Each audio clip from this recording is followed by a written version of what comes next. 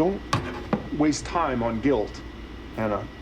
Holding on to toxic relationships is what keeps us from growing. You're forming every time you shed a layer, getting closer to yourself. I mean, look at this place, it's half empty now. Full of potential.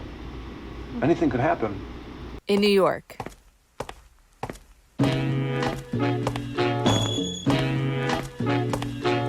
Or in Westchester, and then I take an hour-and-a-half train to New York, but I do get there eventually.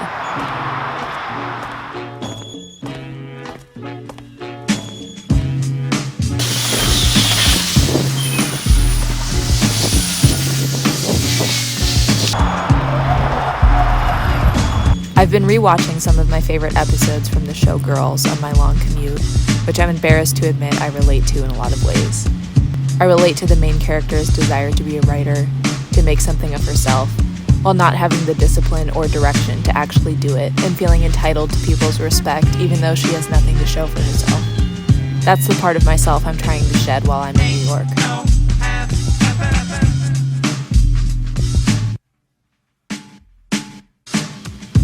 I quit my job as a sushi cook a month ago because I was tired of the daily misogyny I dealt with working in a kitchen with mostly men.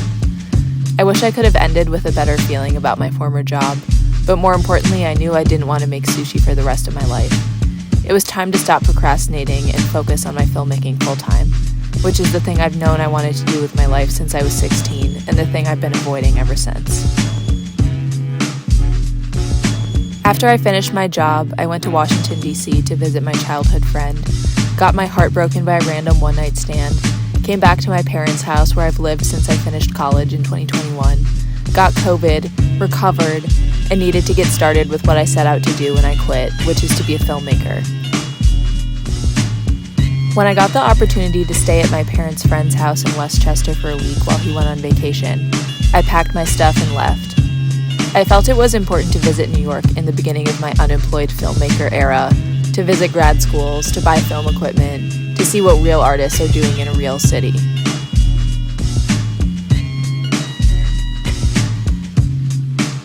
On the way here, I had a fantasy of finding some guy on a dating app to go ice skating with me at Rockefeller Center. It's an iconic New York Christmas activity that I've always wanted to do, but I didn't want to go alone.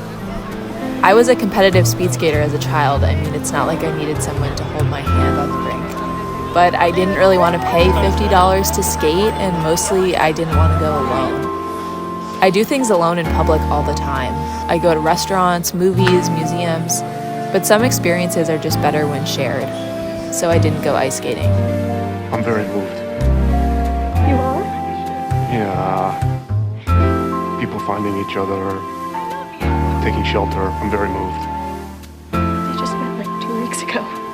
I had a romantic whirlwind weekend with a guy I met when I visited my friend in DC a few weeks ago. It was everything you'd want from a one-night stand.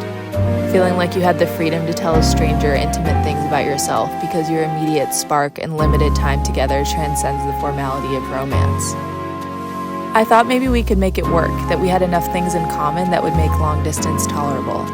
And I'm unemployed anyways, it's not like I don't have time to visit. But he didn't want that. It was just a one-night stand to him, as it probably should have been to me, and we haven't talked since. I decided not to do that again this time while I'm in New York. I decided to force myself to be alone, to not go ice skating, to do the things I came here to do, to be a filmmaker. I visited graduate schools, even though everything in me was telling me that's the wrong thing to do to become a filmmaker.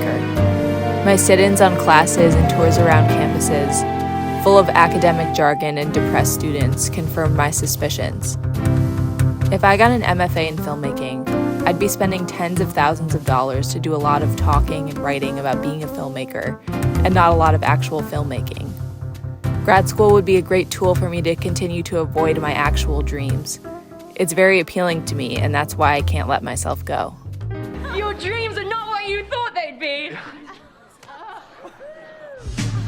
I went to a camera store because I decided that investing in equipment and making my own films, learning by doing, is what I need to do to honor the dreams of my 16-year-old self, even though it scares the shit out of me. Half of my undergraduate film education was done remotely through a computer screen due to an unprecedented global pandemic, so I have very little experience with actually making movies. I have to teach myself practically from scratch. I have to face how much I don't know. I have no idea what to get and why, and even trying to decipher what I should invest my savings into is so daunting to me that I almost walked out without talking to a store associate. But I got over myself, and I talked to someone about sound and lighting, and he sent me a shopping list, and I only understood like 10% of what he was saying, but I'm one step closer to making my films. I'm scared, okay? I'm really scared all the time. I'm like very scared all the time. Join the fucking club. No. Because I'm more scared than most people are when they say that they're scared. I'm like the most scared person who's alive. In between agonizing grad school visits and equipment research, I ate a lot and thought a lot. Being alone in a city with no one to talk to makes you come up with ways to entertain yourself that don't involve giving into a chronic phone addiction. At one point, I went to a pizza place to people watch. Every person around me seemed to be engaged in an important task. They were having business meetings, writing, reading, doing homework. There I was, feeling embarrassed that I didn't have something to be engaged in. Real artists bring books and journals with them, to absorb and observe. I had neither. So I pulled out my phone and resisted the urge to scroll and tried to find something intellectual to do with myself. I found an article in The Guardian by an author whose boyfriend broke up with her once she became successful as a writer. I was instantly absorbed in the article, just like the people around me seemed to be in their own private worlds. It's just like, your relationship is not a thing, your relationship is not an achievement. I've got actual things I would like to achieve before I focus on like that. And you can't achieve those things with me.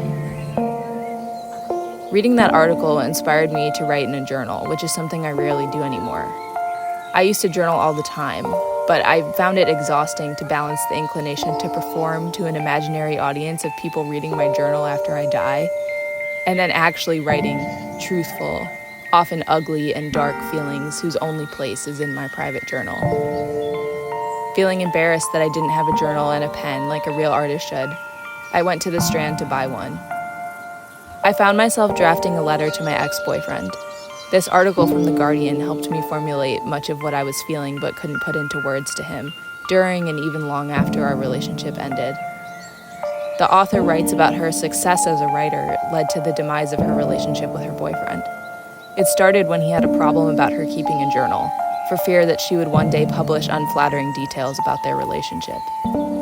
She dove into the writings of Nora Ephron to cope with the betrayal that the person she loved the most could stop loving her because of the way she expresses herself as an artist. The author writes, Nora Ephron was the patron saint of militarized vulnerability. She refused shame. Take, for example, her Esquire essay about having small breasts. Society said, hate your body but don't talk about it. Nora said, you don't get to have it both ways. So in my new journal from the Strand, I wrote to my ex-boyfriend, like Nora Ephron would, like a real artist would. Dear I couldn't say any of this to you while we were together because it was too painful for me to face the way you resented my creativity. We met in a film class. Film was the first thing we bonded over. I thought that you liked that I wanted to be a filmmaker, that I had my own opinions about art that I was starting to formulate as I developed my tastes and sensibilities through our shared education. I remember when Taylor Swift's album Folklore came out, when after you begrudgingly listened to my favorite songwriter, you told me that her words read as totally false to you and ultimately weren't any good, as if it were a universal fact and not just your opinion. When I talked to you about my favorite TV show, you said it's probably best you don't even watch it, in the likely event that you think it's terrible. I learned to hide the films and shows and music that inspired me. Films like When Harry Met Sally, which you had never seen and had no interest in seeing. Music like Taylor Swift, Imogen Heap, Carole King. Shows like My So-Called Life and Girls.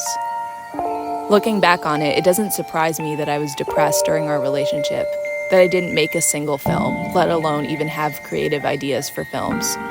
That realization that I came to when I was with you and long after it was over was a betrayal of the highest order for me. I was in love with someone who was uninterested in and dismissive of my feminine creative mind, which is the part of me that I love the most. It took me almost 2 years to get my old self back. It took moving to Alaska, working in a kitchen, and coming here to New York to let myself express ideas in the way that I know how. Now I have creative ideas all the time. They keep me up at night. I have lists and spreadsheets of video treatments. I have a new camera. I'm getting new sound equipment. I'm gonna say all the ideas I have in my mind now, the ideas I wasn't able to have back then when I was with you.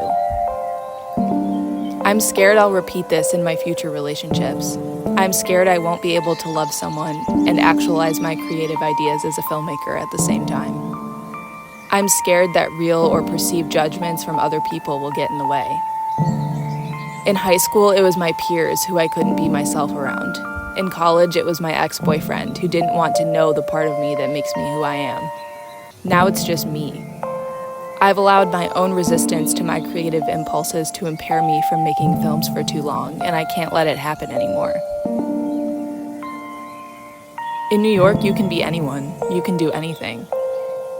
But I don't have to be in New York to be the person I'm supposed to be, to do the things I'm supposed to do. No matter where I am, it's all inside me already.